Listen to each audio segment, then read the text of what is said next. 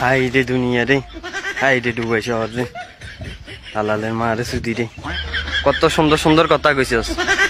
রেস্টুরেন্টের চাকরি, এই রেস্টুরেন্ট বাবা, পুরা রেস্টুরেন্ট, জেডডাক রেস্টুরেন্ট, শুধু লাল বাতি আর নীল বাতি জ্বলে। হাই রেস্টুরেন্ট রে, ফ্রিজের হানি খাবি ঠান্ডা, এসির তলে থাকবি। এই কথা শুনি আমি নাফা আনছি বেশি করি, একটা জ্যাকেটও আনছি, দালালের কথা ধরি। হাই রে ওকে গরমের সুদনে কিটা করতে, এটাই গরমের সুদনে খালা না বলে।